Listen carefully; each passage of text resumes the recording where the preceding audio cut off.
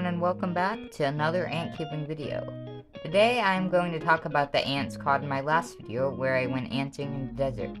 I caught a variety of queens that I will be going over, including honeypots and Phaedoli, which are finally making another appearance on the channel. The first and perhaps most prevalent species to the area is this Myrmecocystis species. Myrmecocystis, or honeypot ants, have many undescribed species.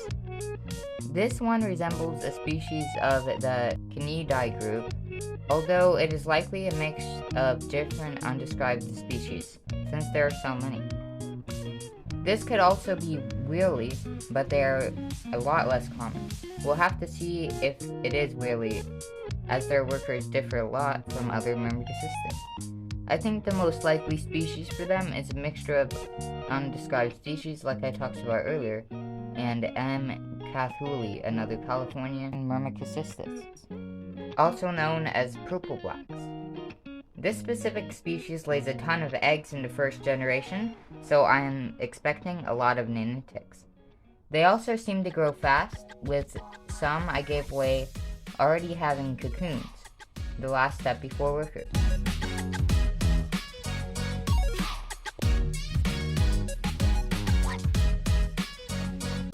My two queens that I kept have a mixture of about 30 larvae and eggs, a huge first gen if they all survive.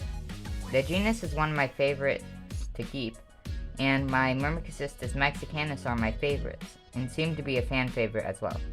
Their sweet spot for heating seems to be 85 degrees Fahrenheit, and I keep a heating cable on both of my queens. I also have some desert soil in their test tubes to help the larvae with spinning their cocoons. Myrmecocystis larvae seem to be a lot longer in length than other genuses, and they are also very active when they get bigger.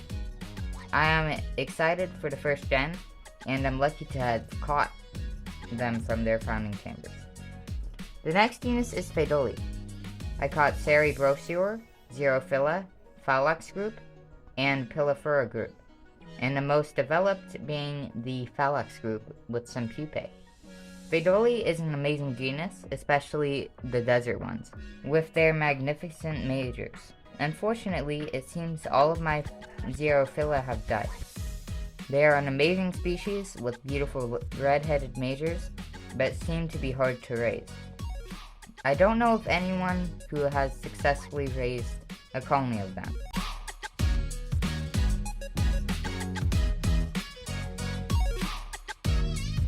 I saw a few Cerebrosior colonies while I was catching their queens, and they seem to have smaller colonies, but beautiful workers and majors.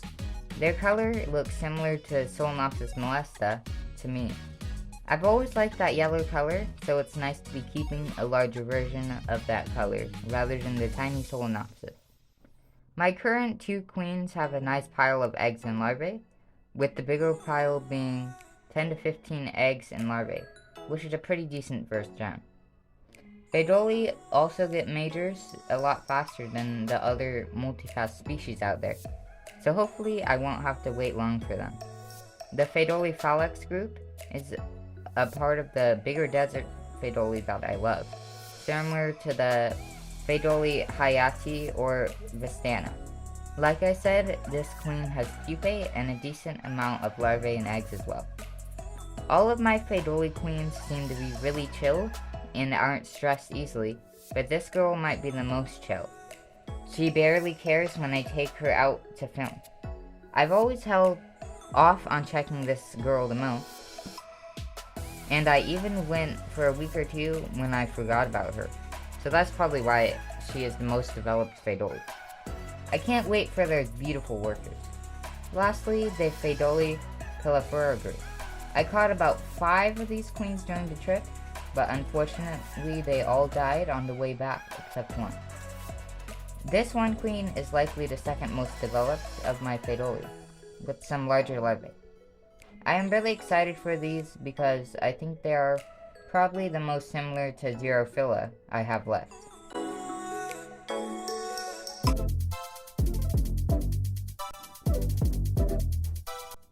I expect workers from all of these in about 2 more weeks, with possible workers from the Phalax group in a week or even earlier. The next genus I caught only one of, Aphenogaster megamata. I am super excited for them because it seems like they are relatively hard to raise, plus they are strictly nocturnal, so one of the rare ants to see. I was surprised that this beauty was fertile in the first place because she had wings when I caught her and was even flying. Usually when they have good quality wings like that, they aren't fertile, but when I got home, she shed her wings. I put her in a test tube and she laid a nice batch of eggs. Now most of the eggs are larvae and I think she has around 6.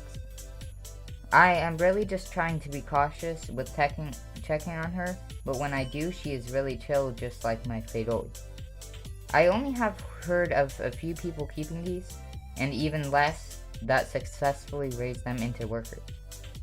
They also have a beautiful yellow color and larger eyes, which just gives them a really stunning and quite unique look.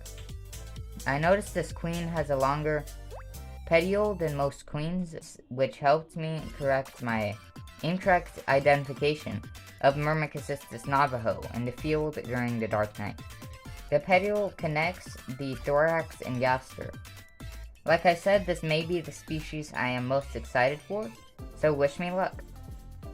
The only Camponotus I was able to get my hands on in the desert were 2 fragilis queens. I compare them to Myrmecocystus mexicanus queens, as they have a similar build and color. Again, one of these queens was flying just like the Aphenogaster, but she shed her wings and laid eggs. I have 2 which are both kept in test tubes with substrate. They are some of the faster growing Camponotus, and one queen already has a nice large larva.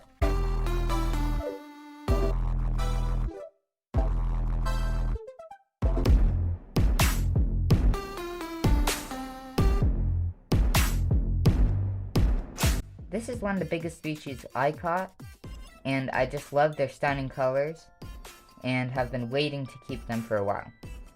So far, they are perhaps my favorite Camponotus I've kept. Unfortunately, all my Chromatogaster queens died out. I sold most, and I kept 2, but they sadly didn't make it. Some of the more boring species I caught were Dorymyrmex bicolor and Forelius. I already have a Forelius colony, so I probably won't keep her. And I've never been able to raise Dorymyrmex. It's been my weakest genus. This girl has a couple of larvae, but that's it. I've tried bare test tubes with substrate, and containers with substrate, but none of those methods have worked well so far. Another more boring species to me is Pogonomyrmex rugosus, which is actually a pretty cool species, but I already have a nice colony going, so I won't be keeping these. They are by far the most easily stressed queens I was able to catch. They both have a good batch of eggs. There was also some Solenopsis xyloni, which were absolutely swarming all over the place.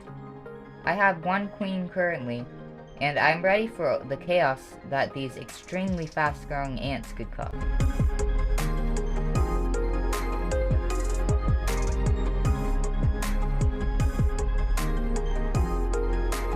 I'm really thrilled with all of these. I can't wait for workers, and I'll be sure to update you when they get them. Anyways, that should wrap up this video, and until next time, peace out.